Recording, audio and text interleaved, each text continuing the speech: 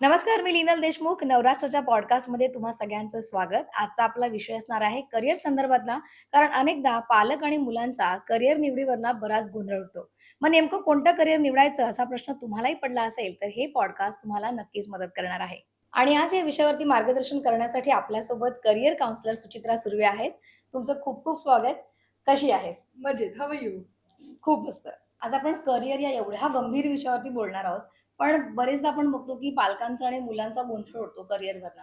मग अशा वेळी त्यांनी दोघांनी खरं तर कल कसा ठरवायला हवा? आय थिंक करिअर निवडताना कल हा एक भाग झाला. पण आपल्याला क्षमता पण बघायला पाहिजे, बरोबर. बुद्धिमत्ता पण बघायला पाहिजे आणि व्यक्तिमत्व काय आहे, हे बेसिक झाले आपण म्हणजे कॉन्सेप्ट म्हणतो ना सुरुवात हं. करण्यासाठी. कारण काय की आता करिअर्स एवढे झालेले आहेत, तर मुलांची स्वतःची एक आयडिया आहे, की मला अमुक एक करिअर करायचंय. बरोबर, पालकांच्या काही इच्छा, अपेक्षा आहेत, बरोबर. की XYZ करिअर असायला पाहिजेत किंवा स्टेबल करिअर्स हवे आहेत. तर अशा वेळेस आय थिंक मुलं जेव्हा 9वी 10वीत येतील तेव्हा थोडं कुठेतरी करिअरचं डिस्कशन हे घरी सुरू झालं पाहिजे. हं. पण करिअरचं डिस्कशन म्हणजे फक्त सॅलरी पॅकेज किंवा टॉप कॉलेज येस. नाही. अ, नेमके वर्क प्रोफाइल्स काय आहेत? कुठल्या प्रकारचं काम असतं? काय चॅलेंजेस असतात? मग स्वतःला काय आवडतं? फॉर एक्झाम्पल कोण म्हणते की मला शेफ व्हायचंय. पण हं. तुम्ही घरी जर एक चहा पण करत नसाल, तर तो पुढे जाऊन एक मोठा विरोधाभास. हं. बरोबर. ॲस्पेक्ट होऊ शकतो, राइट? सो अशा वेळेस डिस्कशन इथून सुरू झालं पाहिजे, जिथे मुलांनी त्यांना काय आवडतं, ते त्यांना कुठले विषय सोपे जातायत, कठीण जातायत, ह्याचं एक ऑब्जेक्टिव्ह एनालिसिस करायला हवं. पालकांनी नाही म्हणायच्या आधी हं. ऐकून घ्यायला हवं बरोबर. आणि एक डिस्कशन स्वरूपमध्ये असं आलं पाहिजे, की दोन्ही गटांनी, की आपण एकच टीम आहोत हे लक्षात ठेवायला पाहिजे. आणि नेमकं आपल्याला त्या करिअरमधनं काय अपेक्षित आहे? हं. आपल्याकडे काय-काय रिसोर्सेस आहेत, ज्यामुळे आपण पुढे जाऊन एक छान करिअर करू शकतो किंवा पुढे जाऊन आपल्याला काय-काय वेगवेगळ्या शिक्षणाच्या वाटा आहेत, हे समजून हं. घेतलं पाहिजे. कारण झालंय आता असं, की बरेचसे व्होकेशनल कोर्सेस किंवा आपण असे छोटेखानी सर्टिफिकेशन्स वगैरे म्हणतो, तिथे प्युअर अकॅडमिक रूट नाहीये. हं. पण काही करिअर्सना अकॅडमिक रूट लागणार आहे. बरोबर. तर ट्रेडिशनल, कन्व्हेन्शनल वेनी आपल्याला जावं लागणार. तर हं. ह्या थोड्या गोष्टी लक्षात ठेवून आय थिंक एक ओपन डिस्कशन होणं, प्रत्येक करिअरला आय थिंक प्रोज, कॉन्स हे थोडं वेग बरोबर. करून बघायला पाहिजे. हं. आपली क्षमता मुलांनी इन टर्म्स ऑफ क्षमता कल हं. बघितला पाहिजे. पालकांनी आर्थिकदृष्ट्या पण तयारी बरोबर. ठेवायला हवी. कारण आजकाल असं झालंय, की शिक्षण सोपं पण कोचिंग क्लासेसची फी जास्त झालेली आहे.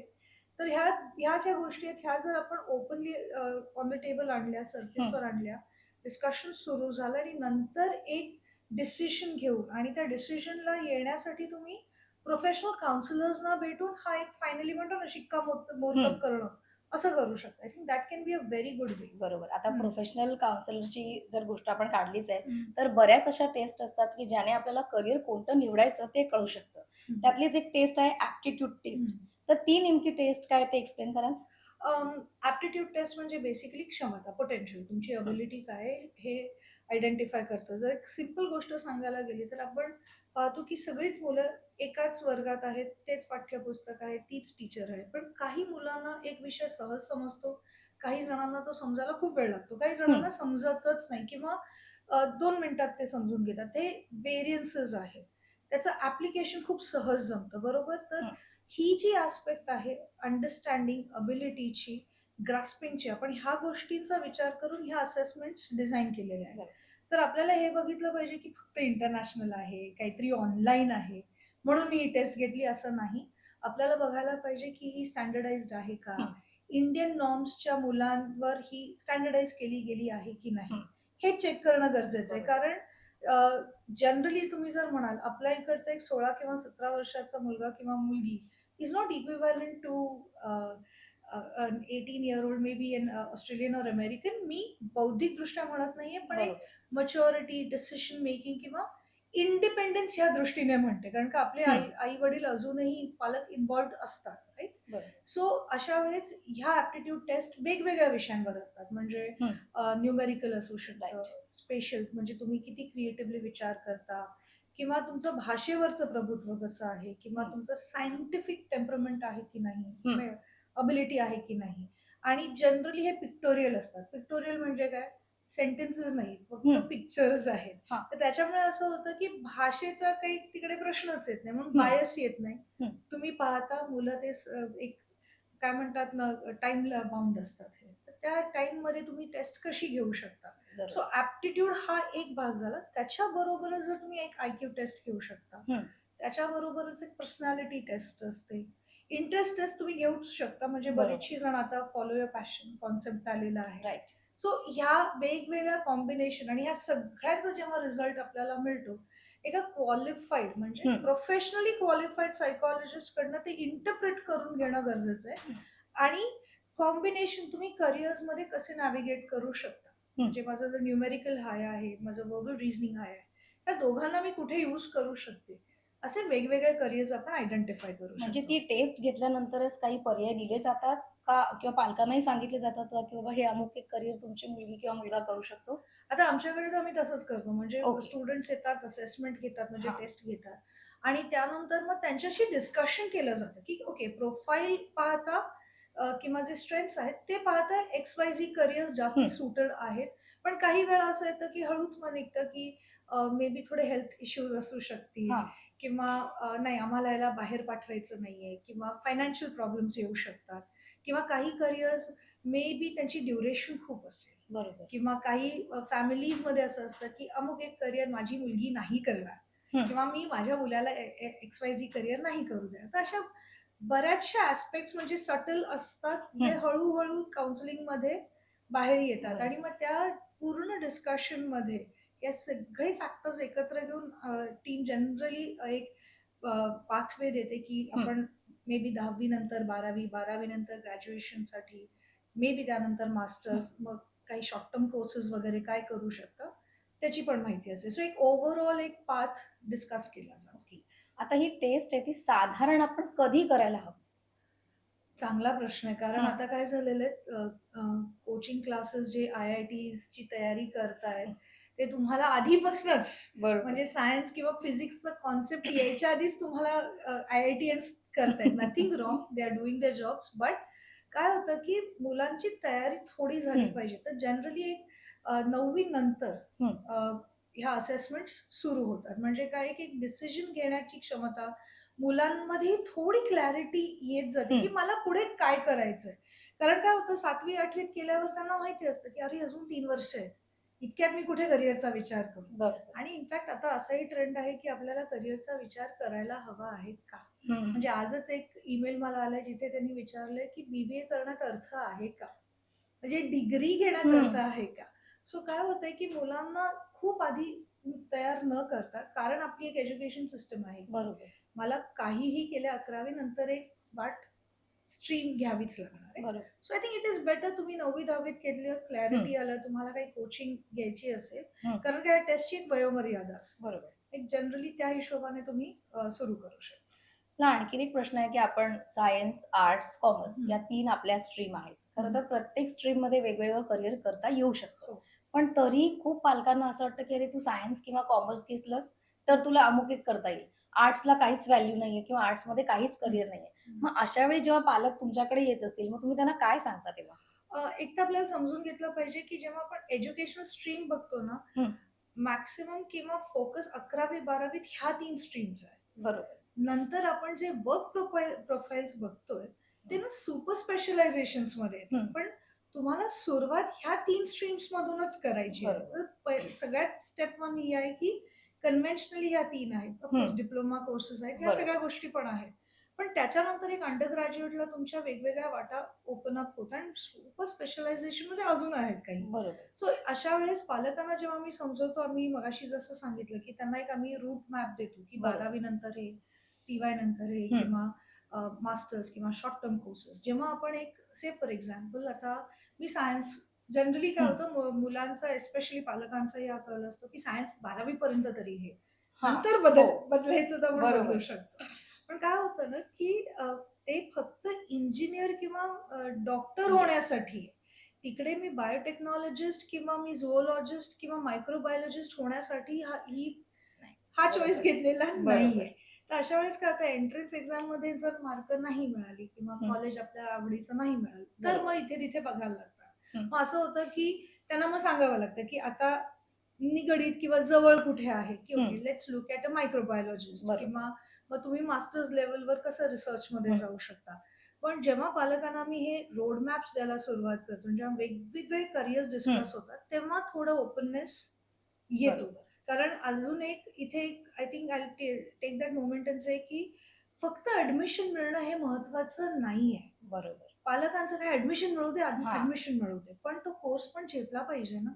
आवड असायला पाहिजे आणि पुढे जाऊन काय? म्हणून आपण बऱ्याच वेळा बघतो म्हणजे ऑफिसमध्येही अनेक मुलं ज्यांचं पोस्ट ग्रॅज्युएशन झालंय किंवा हं, व्हायचंय. काही जण 5-5 वर्ष त्या जॉबमध्ये आहेत, पण त्यांना आता तो जॉब करायचा नाहीये, हं, सोडून द्यायचंय. बरोबर. किंवा 12वी परीक्षा झालीये, मी एक्झाम्स पण क्लिअर केलाय, पण मला तो एक्स-वाय-झी कोर्स नाही करायचा आहे. हं, असेही केसेस येतात. तर अशा वेळेस तुम्ही कुठल्या-कुठल्या वाटा चूज करू शकता. त्याचे प्रोज, कॉन्स, प्रोफाइल्स काय आहेत आणि हं, पालकांचा फोकस हा असतो, की स्टेबल आणि पेमेंट बरोबर. पॅकेज कसं येऊ राइट. शकतं, राइट? सो ते सगळं जेव्हा डिस्कशन होतं, तेव्हा आय थिंक एक हं, एमिकेबल डिसिजनवर येऊ शकतात. बरोबर. असं आहे. मला असं विचारायचं आहे, की 10वी आणि 12वी नंतर जनरली आपलं सगळं करियर आपण ठरवत हं, असतो. पण खूप जणांना आउट ऑफ द फ्रेम जाऊन बऱ्याच गोष्टी करायच्या असतात. हं, आपण आता या स्ट्रीम डिस्कस केल्या. कदाचित काही लोकांना तेही करायचं नसतं. हं, मग अशा वेळी त्यांना अभ्यासक्रम निवडायचा असेल, वेगळा काहीतरी हं. करण्याचा, तर मग काय करायला हवं? आता व्हेन यू से वेगळं ह्याचा अर्थ म्हणजे आता डान्समध्ये काही करायचंय हां, किंवा कोणाला टॅटू आर्टिस्ट व्हायचंय राइट. किंवा मीडिया इंडस्ट्रीमध्ये बॅक एंड जे जॉब्स आहेत तिकडे करायचं तर हं, आय आय फर्स्ट आयडेंटिफाय हे करावं लागेल. काही जर टॅलेंट बेस्ड असेल म्हणजे स्पोर्ट्स असेल डान्स असेल तर ऑनेस्टली जर डान्स असेल तर त्याच्याही परीक्षा आहेतच बरोबर. बरोबर. स्पोर्ट्स असेल तर तुम्हाला ऍटलीस्ट तेवढे कॉम्पिटिशन्स त्या स्पर्धांमध्ये भाग घेणं गरजेचं आहे. तर कुठे ना कुठेतरी एक फॉर्मल ट्रेनिंग हे येणारच आहे. हं, तुम्ही हिपहॉप आणि कंटेम्पररी म्हटलं तरी तुम्हाला ते शिकावं लागणार आहे, येस. राईट? सो स्टुडंट्सनी हे लक्षात ठेवायला पाहिजे, की just for the sake of being cool काहीतरी वेगळं ऑफबीट करते, हं, पण त्याला ट्रेनिंग लागणार आहे. त्याचा स्ट्रगल वेगळा आहे. त्याची ग्रोथ ग्राफ जी आहे, हं. ती तुमच्या टॅलेंटवर आहे. ऑफ तर कोर्स. तेवढा पेशन्स, तेवढं नेटवर्किंग आणि तेवढी मेहनत घेण्याची जर हं, तयारी असेल, तर एवढे सगळे ऑफबीट कोर्सेस ओपन अप होऊ होऊ शकतात. शकतात. आणि मगाशी जे तुम्ही म्हणालात, की आर्ट्समध्ये करियर नाहीये, हं, असं काहीही नसतं. Of course. म्हणजे आम्ही असे अनेक बघितलेले आहेत, even doctors are sitting at home, engineers are sitting at home आणि जे कंटेंट रायटर्स आहेत किंवा ऑथर्स आहेत, they are making much more. असं काहीही नाहीये. तुम्ही काय तुमच्या शिक्षणाचा कसा उपयोग करता, तुमच्या टॅलेंटचा कसा उपयोग बरोबर. करता आणि किती रिस्क घ्यायला तयार आहात, किती पेशंट आहात आणि किती हार्ड वर्क करायला तयार आहात. हं. I think that will decide. So x-Y-Zee career हे सुपर करियर सक्सेसफुल आहे आणि दुसरे नाहीत असं काहीही नाहीये. बरोबर. तुम्ही आता एक म्हणालात टॅटू आर्टिस्ट म्हणजे हेही एक करियर असू शकतं. हो, म्हणजे हो. आपल्याकडे बरेच टॅटू आर्टिस्ट असतात. त्यांना असं वाटत असेल कदाचित त्यांचं करियर नाहीये. पण आज दे are making more money than others. त्यामुळे ॲब्सोल्युटली. ते करियरचा ऑप्शन आहे किंवा करियर त्याच्यातही घडते असं म्हणायला हां. हरकत नाही खरं तर. म्हणजे आपण जर म्हणतो, की मेकअप आर्टिस्ट आपण फक्त येस. विचार करतो मे बी सलॉनमध्ये असेल. पण कोणीतरी मे बी Lakméच्या चा पॅलेट पण तयार करतंय त्या हो. Fashion वीकसाठी right? सो इथेही जाऊन तुम्ही तुमचं एक निश आयडेंटिफाय करू शकता. जेव्हा आपल्यालाच गरज असते, आपणच Instagramवरती जाऊन मेकअप आर्टिस्ट शोधतो. आपल्यालाही तेवढाच कॅलिबरचा, तेवढाच प्रोफेशनल लागत असतो. म्हणजे तेही एक करियर चांगलं ऑप्शन आहे. म्हणजे येस. अशांनाही 10वी-12वी नंतर अशा गोष्टी करता येऊ हो, शकतात, हो. ज्यांचा कल हां. फारसा अभ्यासाकडे नसेल. तर मी असं सांगेन, की आपल्याकडे आता अनेक ऑप्शन्स आहेत. म्हणजे शॉर्ट सर्टिफिकेशन कोर्सेस बरोबर. आहेत आणि एक चांगलं आहे, की काही जे ऑफबीट जे हं, तुम्ही म्हणालात, त्याच्यासाठी काही ए-आय-सी-टी आणि यू-जी-सी रिकॉग्निशन हवंय असं नाहीये. बरोबर. तुम्हाला एक टॅलेंटेड मे बी एका प्रोफेशनलकडे किंवा एक शॉर्ट टर्म जो आहे ना, हं, त्याच्याकडे सर्टिफिकेशन केलं आणि सगळ्यात महत्त्वाचं ऑन द जॉब जर शिकायला सुरुवात केली, तर यू लर्न मोर.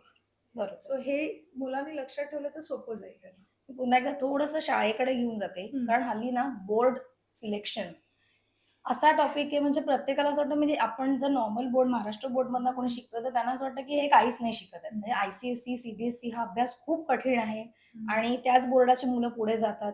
तर असं काही नक्की आहे का? सी आता काय झालंय ना, आपल्याला आधी बघायला पाहिजे, की हे बोर्ड्स कसे आले टेक्निकली. बेसिकली पूर्वी CBSE was taken only by म्हणजे जे गव्हर्नमेंट ऑफिशियल्स होते, हं, ज्यांनी ट्रान्सफरवर जायचे, त्यांच्यासाठी होती ही मुभा, की तुमची बरोबर. मुलं दिल्लीहून येस. चेन्नईला जातायत, तरी तुम्हाला शिकू शकतील. हां. शिकू शकतात. आय-सी-एस-सीचा फोकस हा कम्प्लिटली सायन्सेस आणि हं. लँग्वेजेसवरती आहे. आणि आता जे एंट्रन्स एक्झाम आलेले आहेत, त्यांचा बेस हा सी आहे. हं. म्हणून काय झालं, ती क्रेज वाढत गेली. येस. मग आणि ते वॉर ऑफ बोर्ड्समध्ये ह्या सगळ्या गोष्टी सुरू झालेल्या आहेत.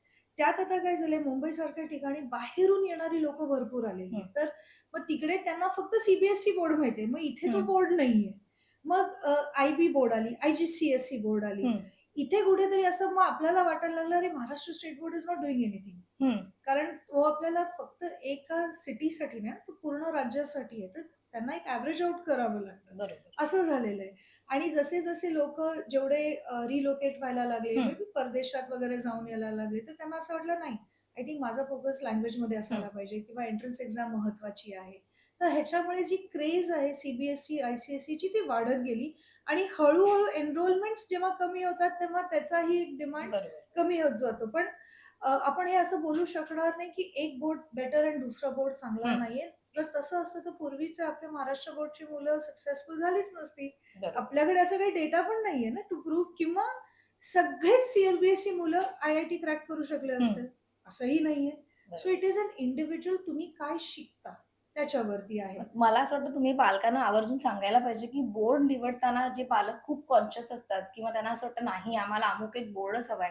तर त्यांना तुम्ही सी नेमकं काय सांगाल? मी असं सांगेन, की आता म्हणजे आता बरीचशी जण येतात जे म्हणतात आम्ही घेऊ, कारण का आम्ही हं. रेग्युलरली पण हे सेशन्स घेतो. तर तिकडे असं असतं, की सगळीच जण घरात मराठी किंवा कोणालाही इंग्रजीचा एवढा गंध नाही. सडनली तुम्ही त्याला आय-जी-सी-एस-सी किंवा आय-सी-एस-सी बोर्डामध्ये टाकलं, तुम्हाला ते कठीण जाणार आहे समजणं. बरोबर. मग येतं काय, ट्युशनला टाका. हं. ट्युशनला टाकणं हे उत्तर नाही त्याचं. एक ओव्हरऑल वातावरण पाहिजे. बरोबर. त्याच्यामध्ये प्रोजेक्ट्स असणार आहेत. हं. So I-C-S-C as a board हा एक डीप एक्झॉस्टिव्ह बोर्ड आहे. हं. म्हणजे बाल खाल म्हणतो ना, तसं ते हं. प्रत्येक विषयाचं काढत जातं. तर तुम्हाला बरेचसे प्रोजेक्ट्स असणार आहेत. बऱ्याचशा ॲस्पेक्ट्स तुम्हाला त्याच्यामध्ये कव्हर करावे लागणार. फोकस असणार आहे सायन्स. म्हटलं की हा एक वास्ट पोर्शनचा भूकंपट्टी थोडी रोटलं अशा प्रकारचा एक ॲस्पेक्ट आहे. आणि त्याचा फोकस थोडा हिंदीमध्ये येतो. तर इथे ना लँग्वेजचा पण एक इश्यू येऊ शकतो. मला हिंदी तर कळत नाहीये काही, मला ती स्क्रिप्टही माहिती नाहीये.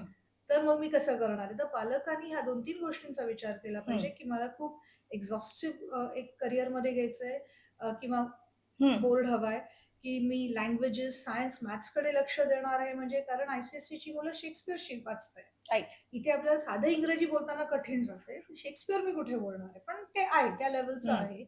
हे हिंदी ओरिएंटेड जास्त असणार आहे. हं. त्याचा पोर्शन खूप वास्ट असणार आहे. तर त्याची आपल्याला तयारी ठेवायला पाहिजे. स्टेट बोर्ड जे आहे, ज्यांना माहिती आहे, की मला मी स्वतःहून माझ्या मुलाला मीच शिकवणार आहे. मला ह्या सगळ्या गोष्टी नको, ज्या एक्स्ट्रा स्किल्स आहेत ती मी देऊ शकते. बरोबर. अशा वेळेस तुम्ही घेऊ शकता.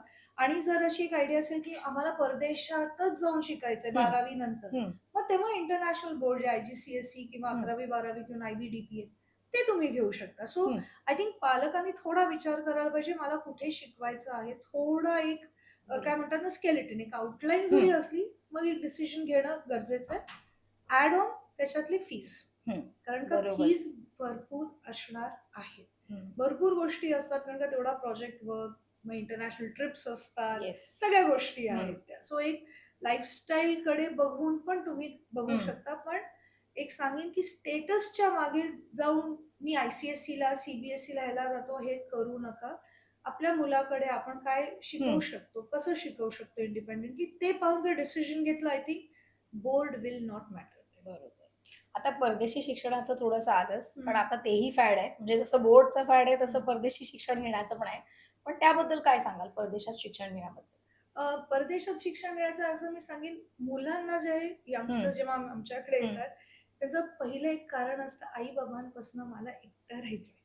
हो. I don't want to stay here. म्हणजे ती आयडिया इज मी इंडिपेंडंट होणार. हं. कारण त्यांचा रेफरन्स हा मूव्हीज मधला कोरियन कॅम्पस आहे. मूव्हीज, जॅपनीज मूव्हीज, नाही, हिंदी मूव्हीज मध्ये पण दाखवतात ना. हां, ओके. म्हणजे त्यांना असं वाटतं की कॅम्पस मज्जा असणार आहे. अच्छा. म्हणजे फक्त प्रॉम किंग आणि प्रॉम क्वीन असणार आहे असं काही नाही. ते विसरतात की तुम्हाला स्वयंपाक, भांडी घासणं, कपडे धुणं किंवा एक काय म्हणतो ना आपण पॉकेट मनी पण घेणं, सगळं स्वतःला करायचंय तिकडे. बरोबर. सो मुलांची जी एक अशी हे असते ना, की अरे मला इंडिपेंडेंटली राहावं लागेल बिकॉज टीनेज असतं.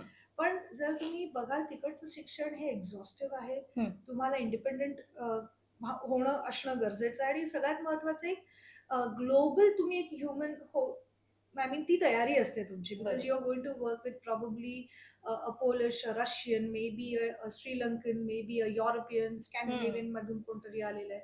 एक तुम्हाला एक ग्लोबल पर्स्पेक्टिव्ह मिळतो. पण तुम्ही तिथे का जाताय? कुठला कोर्स मेजर हं, काय आहे तुमचं? किंवा एक फॅकल्टीला बघून मुलं जातात. हं. हा जर अजेंडा क्लिअर असेल तर आय थिंक मग स्टडी अब्रॉड घेणं काही हरकत नाहीये. आणि मग त्याची तशी आपण प्रिपरेशन करू शकतो असं आहे ते. हो. सो आय थिंक 12वी नंतर पण बऱ्याचशा एक्झाम्स देऊन तुम्ही जाऊ शकता हं, किंवा काही जण असं असतात की थोडं मच्युअर्ड होऊ दे. हं. थोडे ते इंडिपेंडेंट होऊ दे. मग आपण ग्रॅज्युएशन नंतर त्यांना पाठवूया. बरोबर. कारण परदेशात पाठवणं म्हणजे हा खर्चिक 100% आहे. तर पालकांना त्याची पण तयारी करणं हं, गरजेचं आहे. सो ह्या 2-3 गोष्टी जर लक्षात ठेवल्या हं, तर स्टडी अब्रॉडसाठी ऑप्शन्स आहेत आणि जे ट्रेडिशनली होतं ना हं, US, UK, ऑस्ट्रेलिया तर हं, त्या व्यतिरिक्त हाँगकाँग, हं, आयर्लंड, जर्मनी हे सगळे देश ओपन अप होत आहेत. हं. जपान म्हणजे आता आपल्या इकडे बरेचसे आता MOUs पण साइन येस. होत आहेत कारण काय वर्किंग पॉप्युलेशन इंडियाकडे आहे. सो आय थिंक त्या हिशोबाने एक कंट्री किंवा हे शोधून मुलं राहू हं. शकतात तिकडे. बरं आता मला असं होतं की कॉलेज निवडताना पण खूप जण खूप गोंधळलेले असतात. हं. आता पूर्वी आपल्या वेळेला खूप सोपं होतं. आपण जे आपल्याला आवडायचे कॉलेजेस त्यांचे जाऊन फॉर्म हं, भरायचो. त्याच्यानंतर ही ऑनलाईन पद्धत आली हं. आणि आता तर खूप जणांना प्रवास पण टाळायचा असतो, पण कॉलेजही चांगलं हवं असतं. तुम्ही काय सांगाल कॉलेज निवडताना ॲक्चुअली कोणत्या गोष्टी लक्षात ठेवायला हव्या? हॉनेस्टली फक्त फॅकल्टी आणि करिक्युलम रिकग्निशन ह्या 3 व्यतिरिक्त काही नाहीये. पण काय होतं आजकाल मुलांना ती कॅम्पस वाइब हं, जुळायला हवी. तो एक किंवा काही मुलांचं असतं, की the classrooms are okay but bathroom hmm. Wasn't good. आता आपण बाथरूममध्ये नाही जाणार जास्त वेळ. आपण क्लासरूममध्ये असणार आहे. बरोबर. पालकांचं पण असं असतं, की नाही आमच्या वेळेस हा टॉप आहे म्हणून इथेच. पण इथे हं, काय झालेलं आहे रेकग्निशन बघणं गरजेचं आहे. बरोबर. आपल्याकडे रँकिंग हा अजून आलेला नाहीये. हं, म्हणजे जेवढ्या सिरियसनेसमध्ये आहे ऑफकोर्स न्यूजपेपर्स करत आहेत, हं, बट तो एक कॉन्सेप्ट वेगळा आहे. सो रेकग्निशन, फॅकल्टी, करिक्युलम काय आहे, इथे बघायला पाहिजे. बरोबर. नॉट जस्ट की पॅकेजेस काय मिळालेत मुलांना किंवा कॅम्पस किती सुंदर आणि स्वच्छ आहे आणि हं, तिकडचा क्राउड हा मला माझ्या कूल स्टेटसला वाईब करतो की नाही. हे न बरोबर, पाहणं योग्य आहे आणि फॅसिलिटीज काय मे बी बरोबर. एक्सचेंज प्रोग्राम्स काय हं, आहेत, इलेक्टिव्स काय देत आहेत, मायनर्स काय आहेत. सो हं. हे सगळे बघून आय थिंक कॉलेजचं निवडायला. सिलेक्शन करणं गरजेचं आहे. तुम्ही काही ट्रेनिंग प्रोग्राम्स घेता त्याच्याबद्दल सांगाल का माहिती थोडीशी? आम्ही जे ट्रेनिंग प्रोग्राम घेतो त्याच्यामध्ये आम्ही generally employability skills, soft skills training कारण का मुलांचं कसं आहे की टेक्निकल किंवा डिग्रीज आहेत, हं, पण सॉफ्ट स्किल्स हे महत्वाचे बरोबर. To survive. हं, तर अशा वेळेस आम्ही अ, काही कॉलेजेसमध्ये जाऊन काही ऑर्गनायझेशन्ससाठी किंवा हं, इंडिव्हिज्युअली पण मुलांना मे बी 3 तासाचे ते 3 दिवसाचे. मग ते हं, कम्युनिकेशन असेल, डिसिशन मेकिंग असेल किंवा इमोशनल इंटेलिजन्स, टाईम मॅनेजमेंट अशा वेगवेगळ्या विषयांवर आम्ही ट्रेनिंग हं, प्रोग्राम घेत असतो किंवा ऑर्गनायझेशन्समध्ये असं असतं की त्यांची काय गरज आहे. म्हणजे they want something specific for their employees. मग हं. तशा वेळेस त्या हिशोबाने कस्टमाइज्ड एक ट्रेनिंग प्रोग्राम आम्ही डिझाइन करतो. असं आहे. ओके. आता वेगळ्या करिअरच्या वाट्या आपण मगाशी म्हटल्या. हं, कारण खूप जणांना डॉक्टर आणि इंजिनिअर पालकांना करायचं असतं. कारण हं, त्यांनी एक आधीचं बघितलेलं असतं, बाबा इथे नोकऱ्या बऱ्याच आहेत. हं. डॉक्टर झाला तर तुम्ही सेटल होऊ शकता. तुम्हाला असे कुठले अनुभव आलेत का, की बाबा एखाद्याने फार वेगळं करिअर निवडलंय, म्हणजे त्याचे पालक सांगत होते नाही डॉक्टर किंवा इंजिनिअरच हो. पण हं. त्यांनी वेगळं काहीतरी करिअर निवडलंय आणि मग त्यांनाही पटलं, की नाही ह्या व्यतिरिक्तही काही असतं नाही, करिअरमध्ये. अनेक आहेत. अनेक आता झालीत आम्हाला 20 वर्ष होऊन हां. गेली या फील्डमध्ये. मला एखाद्याचा अनुभव हां. ऐकायला आवडेल असा. सो एक आमच्याकडे आला होता. त्याला फर्स्ट इयर इंजिनिअरिंगला हा हं, मुलगा आला होता. असेसमेंट्स आणि काय त्याला ऑलमोस्ट 3 बॅकलॉग्स होते. आणि दे आई-बाबा व्हेरी शुअर होते, की हा फक्त इंटरेस्ट नाही म्हणून ह्या सगळ्या गोष्टी करतो. हं, पण आम्ही जेव्हा असेसमेंट्स घेतली तेव्हा लक्षात आलं, की अरे he is not cut out for it. मग हं, त्याच्यानंतर आम्ही त्याला मास मीडियासारखा एक रूट दिला. हं, दे टूक अबाउट 6 मंथ्स पण फायनली त्या मुलाने तो इंजिनिअरिंग कोर्स सोडला. मास्टर्स केलं एक तर मास मीडिया केला. हं, त्याच्यानंतर एम-बी-एमध्ये जाऊन त्यांनी मास्टर्स पुढे मार्केटिंगमध्ये केलं आणि आता बिकॉज आताही तो हं. टचमध्ये आहे. त्याची स्वतःची मोठी डिजिटल मार्केटिंगची कंपनी पण वॉव! आहे. सो आम्ही त्याला थँक म्हणतो, की "तू ऐकलंस." Thank so much. सो अशी एक केस आहे. अ, एक अशी स्टुडंट होती जी खूप हुशार प्रोफाईल वाईज हं, होती. पण शी वॉज व्हेरी क्लिअर मला प्राण्यांबरोबर काम करायचंय. हं.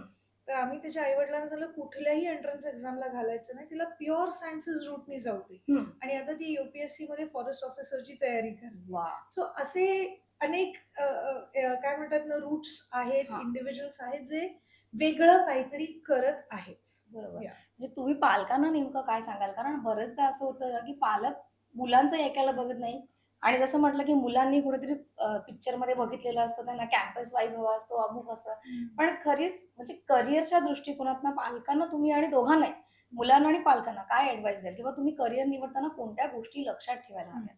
मी पालकांना हे सांगेन, कारण का आजकाल जास्त पालक आम्हाला असे दिसतात, जे म्हणतात त्याला काय करायचं ते करू द्या, मी सपोर्ट करतो. हां, म्हणजे जे पाहिजे ते. पण बरोबर. अशा वेळेस काय होतं, मुलं लहान आहेत, त्यांच्याकडे माहिती नाहीये, हं, जगाचा अनुभव नाहीये. तर तो एक अनुभव आणणं गरजेचं आहे. हं. सेकंडली कधी-कधी फर्स्ट जनरेशन स्टुडंट्स असतात, जे बरोबर. पहिल्यांदा कॉलेजमध्ये जातात. म्हणून सगळीजण खूपच उदं-उदं करतात, की हं, "अरे वाह! हं, कॉलेजला जायचं, तुला काय करायचं ते कर, आम्ही तुला पैसे देतो." हं. असंही नका करू. एक एन्करेजमेंट बाय ऑब्झर्वेशन असायला पाहिजे, की ह्या मुलाची कुवत किती आहे. बरोबर. बरोबर? सो तेही एक लक्षात घेणं हं, गरजेचं आहे. मुलांनी पण नुसतं कूल करियर आहे हं. किंवा आताच एक नवीन ट्रेंड येते, की एवढे वर्ष लागणार, मग मला हे करियर नाही करायचं. असा प्रकार आहे.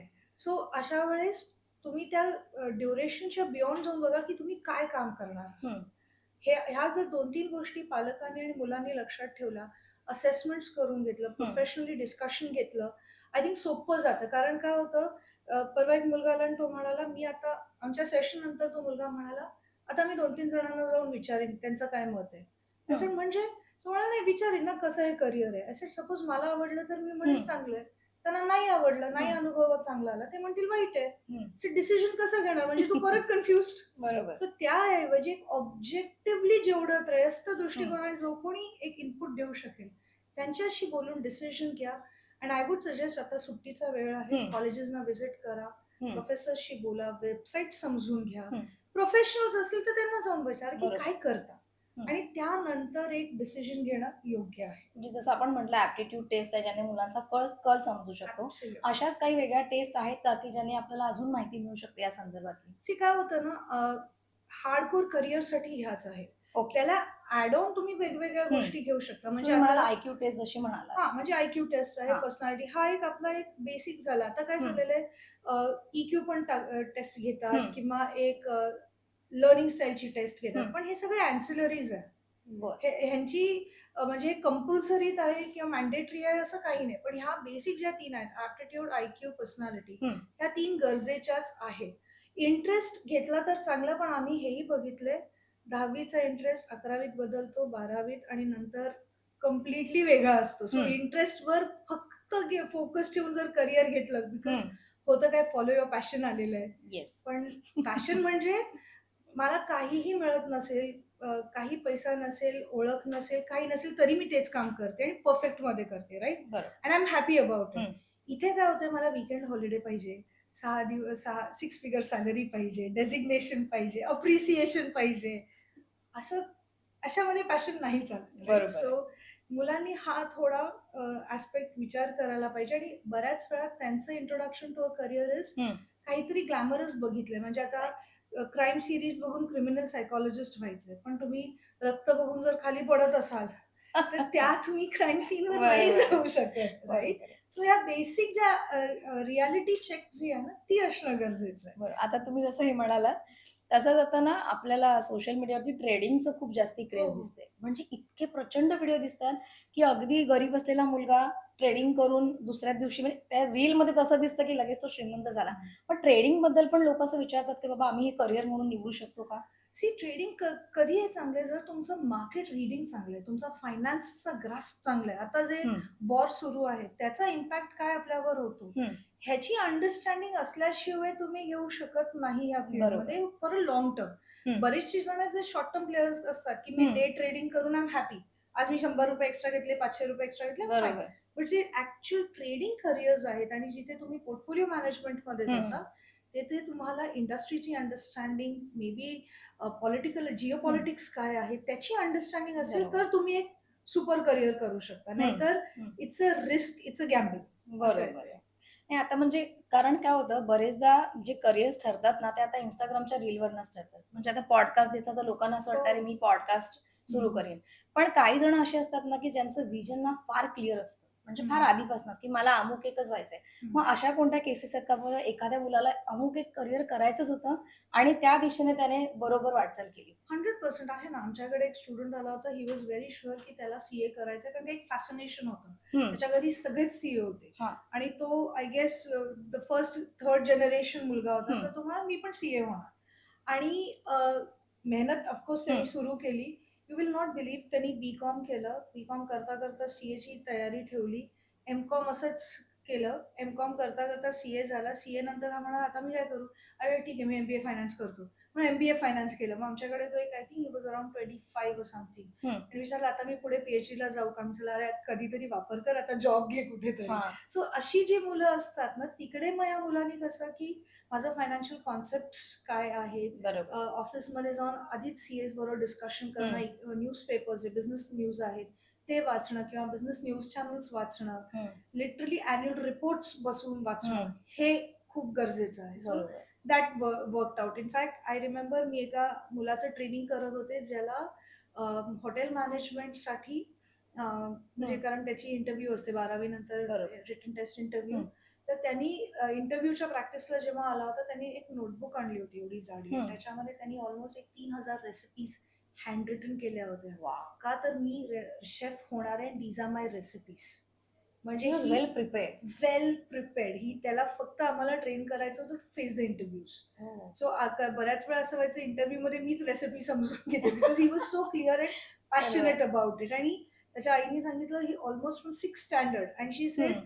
की almost 8th, 9th, 10th, 11th पर्यंत हं. सॅटर्डे संडे त्या बाईने कधीच किचनमध्ये एंट्री नाही केली because he was cooking. Hmm. That's how he got those 3000 recipes. Obviously आता he is in one of a leading hotels. He is working पण नाऊ. आता ह्याला आपण खरं तर करेक्ट वेने फॉलो द पॅशन म्हणू शकतो, की जे ॲब्सोल्युटली. त्याने हो. म्हणजे विचार केला होता ते त्यात करियर पण घडवलं. ॲब्सोल्युटली. पण बरेचदा असं पण होतं ना, की एखाद्या डॉक्टर फॅमिलीतनं बिलॉन्ग करत असेल, सीए हं, फॅमिली हं, हं. आणि एखाद्याला सीए व्हायचं पण नसतं त्या हो, हो. घरामध्ये. तेव्हाही त्याला जबरदस्ती असं असतं, की मी सीए नाही झालो, तर कदाचित माझ्या फॅमिलीचं प्रेस्टीज थोडंसं कमी होईल. मग अशा वेळी अशी काही मुलं येतात का, की बाबा जी करियर अनेक, वेगळं निवडतात मग? अनेक एस्पेशली मेडिकल फील्डमध्ये होतं. हां. कारण हॉस्पिटल तयार असतं. मग बरोबर. घेऊन कोण जाणार पुढे? हां. असंही आहे. पण बऱ्याच वेळा जे अगदी आम्ही पाहिले जे सक्सेसफुल आणि खूप बिझी प्रोफेशनल्स आहेत, हं. त्यांची मुलं ते प्रोफेशन घेत नाही. हं. कारण काय होतं, की ते पाहतात, की आमचे आई-वडील आमच्याबरोबर अवेलेबल असतात. नसतातच. राइट. जेव्हा बघा बाहेर असतात. बरोबर. आम्हाला कधीच वेळ देत नाही. तर अशा वेळेस ह्या मुलांना त्या प्रोफेशनच्या बियॉन्ड किंवा कधी-कधी असं असतं, हं. की ठीक आहे आपण आय रिमेंबर एक स्टुडंट आली होती आणि त्यांचं हॉस्पिटल होतं. तर ती म्हणाली, "काही होऊ दे, मी मेडिसिन नाही म्हणजे नाही करणार." हं. आणि आई-वडील होते, की "आमचं एवढं सगळं आहे, सगळा पसारा आहे, व्याप आहे." तर त्याला एक अल्टरनेट म्हणून एक हॉस्पिटल ॲडमिनिस्ट्रेशन सारखा कोर्स दिला. ती म्हणाली, "आय एम इंटरेस्टेड, पण अशी लाईफस्टाईल नको मला." सो बरोबर. मग त्याला कुठेतरी जिथे हं. त्यांचाच म्हणजे घरातलीच व्यक्ती आहे आणि हॉस्पिटल ॲडमिनिस्ट्रेशन करून पुढे हं. जाते. कधी-कधी असं होतं, की असेसमेंटमध्ये कळतं, की the person is not cut out. May be हं. एक सीए होण्यासाठी किंवा बरोबर. कशासाठी. मग त्यावेळी दुसरा एक पर्याय त्यांना देऊन त्या पालकांशी मे बी एका सेशनमध्ये नाही होणार. हं. मे बी 2 सेशन्स भेटून त्यांना मग आयडिया येते, की नाही हं. He or she is cut out for something else. मग हं. अशा वेळेस ते डिसिजन घेता येतं. असं आहे. बरोबर. मग अनेकदा ना मुलांची पण बौद्धिक क्षमता फार नसते. मग त्यांना हं, नसतं तेवढं हं, झेपवणार. आता आपण हं, असं बोर्डचं म्हटलं, की बाबा सीबीएसई, आयसीएसई बोर्ड हं, सगळ्यांनाच हं. झेपेल असं नाही. मग अशा वेळी मुलांवरती ते करिअरचं प्रेशर देणं किती चुकीचं आहे? आय वुड से मी खरं सांगू, मी जनरली पालक म्हणतात म्हणजे हां. त्याच्यासाठी आय बीन अदरवाईज पण झालेल्या आहेत गोष्टी. पण आपल्याला माहिती असतं की बोर्ड एक्झाम ही असणार आहे. बरोबर. त्याच्यासाठी 8वी-9वी पासनं आपण क्लासेस, ट्युटोरियल्स किंवा प्रोफेसर्स शोधत असतो. बरोबर.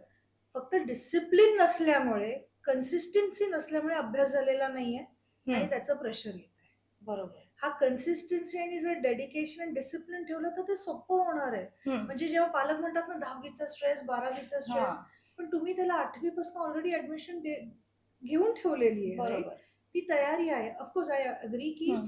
अननेसेसरी प्रेशर की अर्धा मार्क कुठे गेला, हं. 1 मार्क कुठे गेला, हे न करता किती कळतंय, किती लक्षात येतंय, कुठला विषय आहे आणि डिसिप्लिन टाईम टेबल जर मुलांनी फॉलो केला, हा हं. एवढा मोठा पोर्शन नाहीये. हे बरोबर. सहज होण्यासारखं आहे आणि बाय हार्ट न करता हं, त्याचा कॉन्सेप्ट जर समजून घेतला, ॲप्लिकेशन जर समजून घेतला, तर ह्या परीक्षा सोप्या जाण्यासारख्या आहे. हं, आणि महत्त्वाचं अजून एक म्हणजे एक्झाम ओरिएंटेशन. हं, तुमचं जर झालेलं आहे, प्रिव्हियस पेपर सॉल्व्ह केलेले, तुम्हाला तुमचे लूप होल्स कळतायत, हं. त्याच्यावर वर्क केलं तर हे सोपं होण्यासारखं आहे. पण म्हणतात ना, आपण ह्या सगळ्या गोष्टी करत नाही आणि नंतर अचानक प्रेशर आलं असं म्हणतो. बरोबर. ऑल सडन हं, डन हं. 10वीत एंट्री केल्या-केल्या एका महिन्यात बोर्ड एक्झाम नसते. बरोबर आहे. तुमच्याकडे कमीत कमी 8 महिने असते. बरोबर आहे. पण त्याची तयारी तुम्ही 8वी-9वी पासून करताय.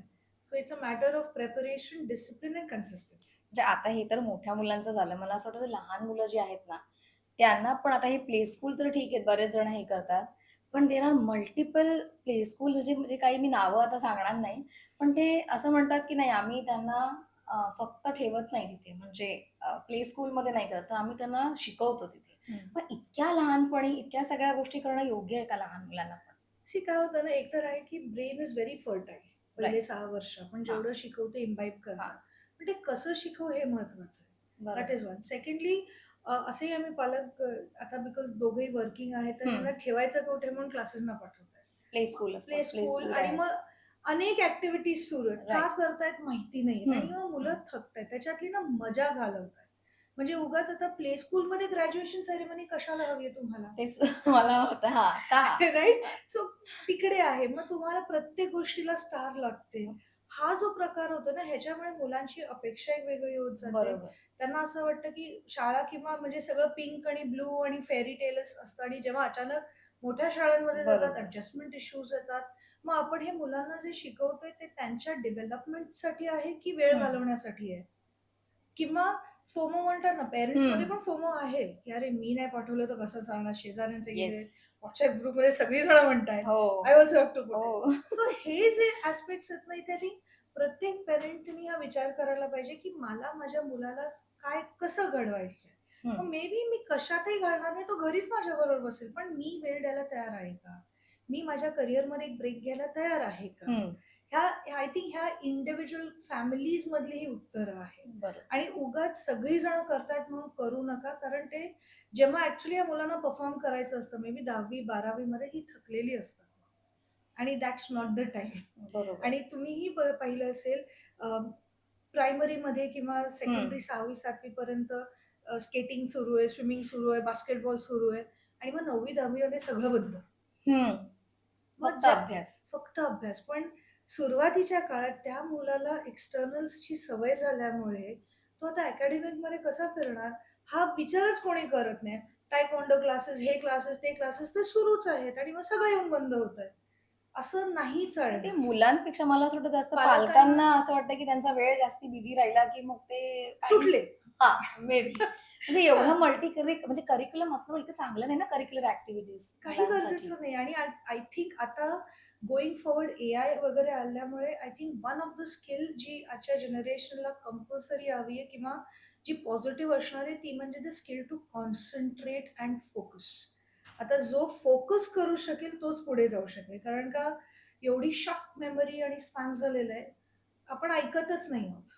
Doom scrolling, yes. Right? So हा आपल्याला थोडा एक ॲस्पेक्ट घेणं गरजेचं आहे, की आपण हे एक्झॅक्टली मुलाचं काय करतोय? म्हणजे पालक जेव्हा म्हणतात, "मी माहिती का 8-8 तास काम करतोय." असे पण हं, त्या तुम्ही हं. बाळाला किती तास ऑक्युपाईड ठेवलं? वयाच्या 6व्या वर्षी, 7व्या वर्षी the child is also occupied for 8-10 hours, right? Right. Which is not right. त्यांची पण वय, त्यांचं ग्रोइंग आहे. त्यांना इमोशनल रिलेशन्स, फ्रेंडशिप्स, बाहेर खेळणं आणि कुठेतरी मी कसंही असलं तरी आय एम एक्सेप्टेबल. बरोबर. हे यायला पाहिजे. हं, ओव्हरऑल एक म्हणतात ना, हॅपी अपब्रिंगिंग देण्याच्या ऐवजी आपण उलटंच काहीतरी करतोय. त्यांना बोंबार्ड करतोय हं. गरजेने. त्यांना समजा जखडून ठेवतो सगळ्यामध्ये, की नाही हे सगळं काही व्हायलाच हवं. गरजेचं बरोबर. नाही. नाहीये. म्हणजे राइट. या गोष्टी काहीच मॅटर करत नाही. पण असं वाटतं जाता-जाता तुम्ही पालकांना काय सांगाल? भले ते मूल लहान असू दे किंवा हं. मोठं असू दे. मूल हे मूल असतं. हं. करिअरच्या बाबत कुठलाही विचार करताना पालकांनी नेमकं पहिलं काय ठरवायला पाहिजे? आय थिंक पालकांनी एवढं ठरवलं पाहिजे, की करिअर त्यांच्या मुलाचं आहे. त्यांना डिसिजन घ्यायचा आहे. त्यांना डिसिजन घेण्यासाठी इक्विप करणं गरजेचं आहे. त्यांना राइट्स, रॉंग्स, प्रायोरिटीज हे समजवणं गरजेचं आहे. व्हॅल्यू फॉर मनी म्हणजे हं. पैसा आहे, मी नुसता इन्व्हेस्ट करणार असं ठेवायला नको आणि त्या करिअर्समधनं काय अपेक्षित आहे, त्याच्यामधनं काय लाईफस्टाईल आणि हा जो थॉट प्रोसेस आहे आणि फेलियर्सना फेस करणं, डिसिजन मेकिंग ह्या जर गोष्टी ठेवल्या आणि त्यांनी एक सपोर्ट असा मुलांना दिला पाहिजे, काही झालं तरी we are there for you. म्हणून तू काही करू नको असं नाही, but we are there for you. आम्ही तुझ्यासाठी काहीतरी विचार करू आणि जो सपोर्ट पाहिजे ते देऊ. आणि जिथे तुम्हाला वाटतंय की तुमचं मूल चुकतंय किंवा एका चुकीच्या डिसिजनमध्ये जाते, बी द्या पेरेंट. ओरडायला हरकत नाहीये, काही हरकत नाही. बिकॉज आपल्याला त्यांना परत योग्य मार्गावर आणायचं आहे. सो अगदी गुड बुक्समध्ये राहण्याचा प्रयत्न करू नका. हं, कारण आता तो एक ट्रेंड बरोबर. दिसतोय. सो आय थिंक पेरेंट्सनी ह्या 4-5 गोष्टी जर केल्या ना, तर आय थिंक मुलांचं करिअर आणि पेरेंट्सचा जो स्ट्रेस आहे तो कमी होऊ शकतो. म्हणजे ते करियर म्हणून असं खूप घाबरण्यापेक्षा थोडंसं पालकांनी पण विचार करून सगळं केलं हो तर आणि बऱ्याच गोष्टी सॉल्व्ह होऊ शकतात. आणि एक मिनिमलिस्टिक पर्सेंटेज सोडून आपण सगळ्यांनी खूप नॅव्हिगेट केलेलं आहे. बरोबर, म्हणजे वेगवेगळे पाथ चूज करून आपण आलेलो आहे. पेरेंट्सनी पण ते पाहायला बरोबर. पाहिजे थोडं. येतील. They will also find their own way असं आहे. आज तुम्ही इथे आलात आणि खरं तर करिअरचा ॲस्पेक्ट आम्हालाही म्हणजे बिंग लहान मुलाची आई असून सुद्धा की काय गोष्टी करायला हव्यात, काय नको, हे कदाचित आपल्याबरोबर सगळ्यांनाच कळलं असेल. तुम्ही आलात इथे आम्हाला मार्गदर्शन केलं त्याबद्दल खूप खूप धन्यवाद. Thank you so much. आजच्या या पॉडकास्ट नंतर नक्कीच तुम्हालाही तुमच्या प्रश्नांची उत्तरं मिळाली असतील आणि तुम्हाला काही प्रश्न असतील तर तुम्ही आम्हाला ती कमेंट बॉक्समध्ये विचारू शकता. याशिवाय करिअर संदर्भातले अन्य कोणते विषय तुम्हाला आमच्याकडून ऐकायचे आहेत ते देखील आम्हाला सांगा. तुम्हाला आमचा हा व्हिडिओ कसा वाटला आम्हाला नक्की कळवा. याशिवाय मला फॉलो करायला आणि YouTubeला सबस्क्राईब करायला विसरू नका.